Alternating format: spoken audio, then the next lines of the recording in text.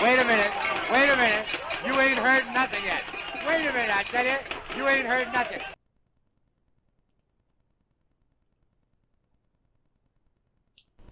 Hello and welcome to this edition of Recent Reads. I recently read The House of the Seven Gables by Nathaniel Hawthorne, along with Matthew of Maybury Book Club. Matthew said that he had not enjoyed reading Hawthorne previously, so I didn't know what to expect. I read the first chapter and I found Hawthorne's writing to be engaging and his introductory chapter well written. I enjoyed his first-person narrative and his writing style in this section.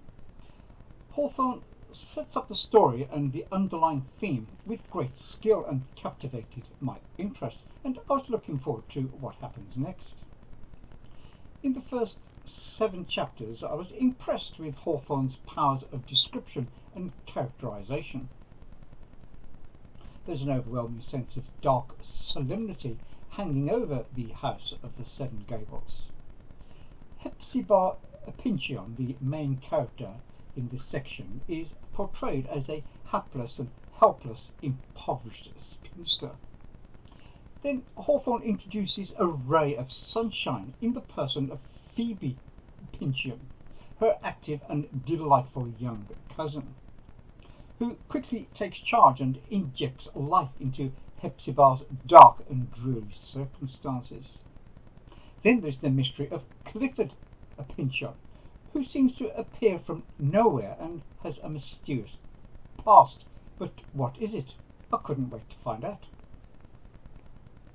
Chapter 8 was as interesting as the first 7 chapters, but chapters 9 to 11, which concentrated on the character of Clifford Pyncheon, who is a weird and strange person, was very dreary and unenjoyable.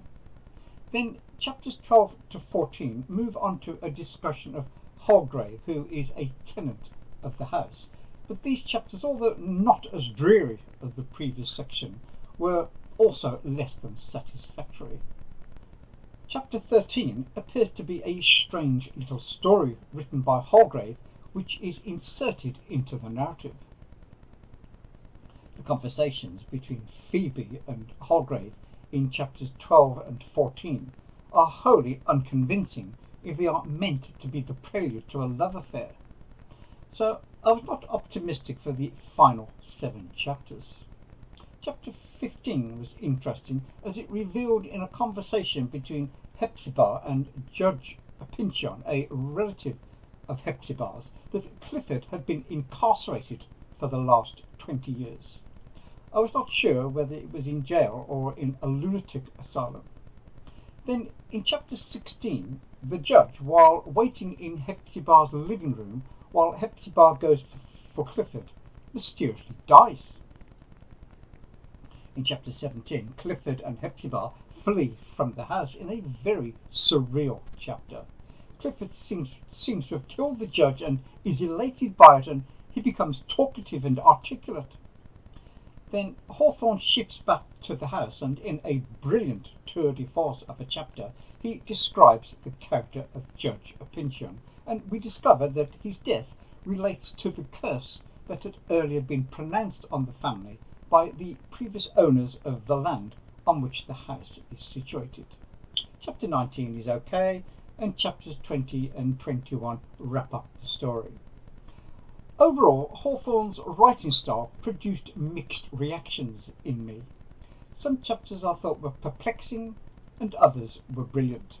The House of the Seven Gables is a highly imaginative work, but left me feeling ambiguous as to whether I had enjoyed it or not. The novel contains chapters of brilliance, such as the description of Judge Pyncheon in the chapter called Governor Pyncheon, and this highlights the problem I have with this novel. It contains chapters of brilliance rather than being brilliantly written throughout. Hawthorne's writing is impressionistic and suggestive. There is an ethereal quality to it, especially in his depiction of Clifford, who is an unsubstantial presence with a mysterious past for most of the novel. This is a novel that, due to Hawthorne's treatment, requires to be read twice. I suspect that reading the earlier chapters with a foreknowledge of the plot would enhance understanding and appreciation of those chapters. However, Hawthorne's style of writing in general, in spite of moments of brilliance, is not to my liking, and although I am glad I read it once, I choose not to reread it. Overall, I did not really appreciate his writing style, did not much like the characters, and did not really care for the story, so my rating for this novel is B. I also reread Othello by William Shakespeare. This is a classic tale of jealousy, murder, envy and malice. Throughout my reading of the play, I was struck by how often Iago is referred to by other characters in the play as honest Iago, when in reality he is a malicious villain who hates Othello and plots his downfall. Othello at the beginning of the play is noble in character but changes to a raving killer under the malevolent influence of his aide Iago. It seems to me that Othello's greatest weakness is his inability to trust Desdemona, which is a vital component of love, and this leads to his moral disintegration.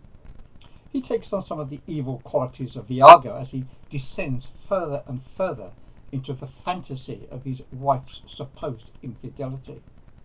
At the end of the play, Othello recovers a sense of reality when he discovers, too late, that he had been deceived, not by Desdemona, but by Iago.